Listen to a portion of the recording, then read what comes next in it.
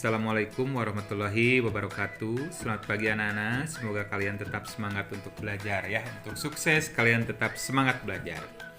Baik, pada kesempatan ini kalian sudah lihat judul yang akan kita bahas, yaitu mengenai pendistribusian kembali pendapatan nasional atau yang disebut dengan redistribusi.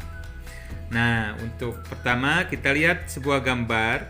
Nah, gambar tersebut memperlihatkan adalah sebuah permasalahan dari adanya kesenjangan pendapatan di masyarakat, di mana satu tempat tinggalnya apartemen, yang satunya adalah perumahan kumuh. Tentunya yang di apartemen itu memiliki pendapatan yang lebih dibandingkan dengan warga yang tinggal di lingkungan yang kumuh. Nah, hal tersebut bisa mengundang bahaya jika masalah ini dibiarkan. Ada kemungkinan timbulnya dampak negatif seperti tingginya angka kriminalitas dan peredaran narkoba. Nah, untuk mengurangi kesenjangan tersebut, ada sebuah usaha yang dilakukan pemerintah. Itu namanya adalah redistribusi pendapatan.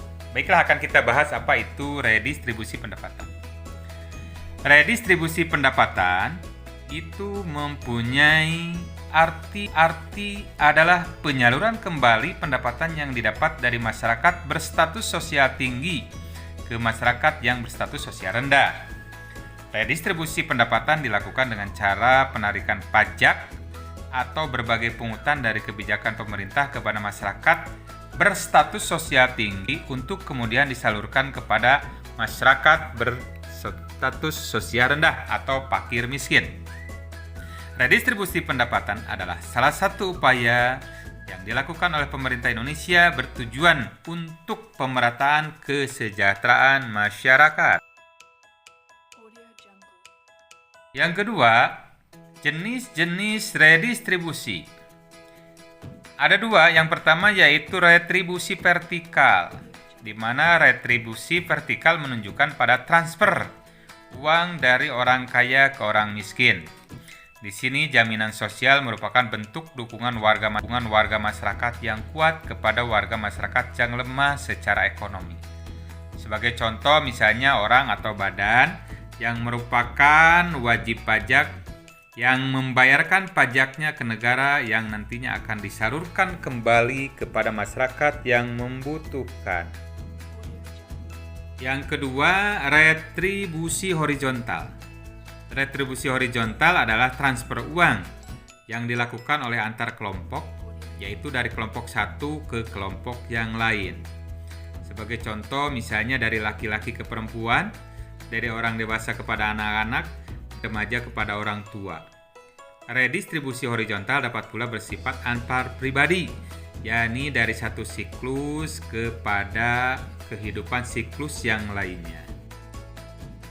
Ini ada sebuah gambar yang memperlihatkan bagaimana alur redistribusi pendapatan. Nah, apabila kalian misalnya, ini sebuah contoh ya, apabila kalian membeli barang di supermarket atau di mana saja atau di market ya. Nah, barang tersebut sudah termasuk di sana adalah harga, ada pajaknya.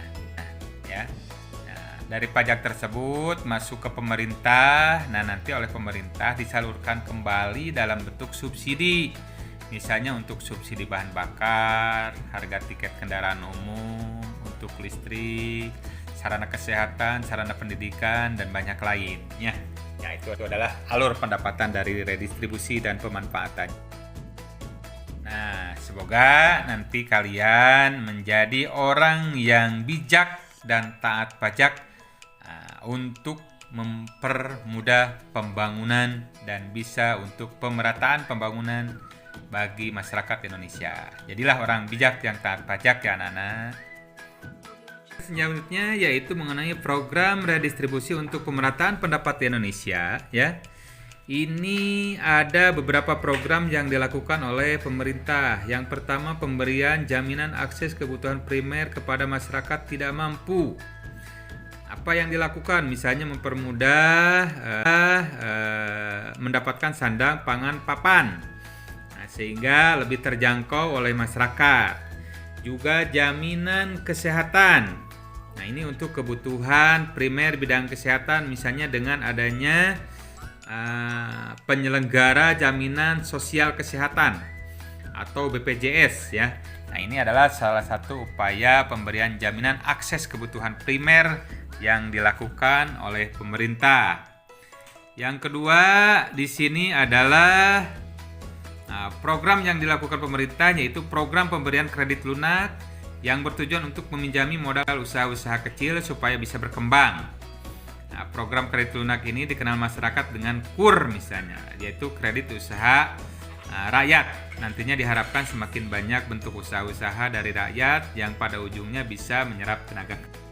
Yang ketiga yang dilakukan oleh pemerintah adalah pemerataan ekonomi melalui pengembangan industri kecil, di mana program ini dikenal dengan nama Program Nasional Pemberdayaan Masyarakat Mandiri Pedesaan.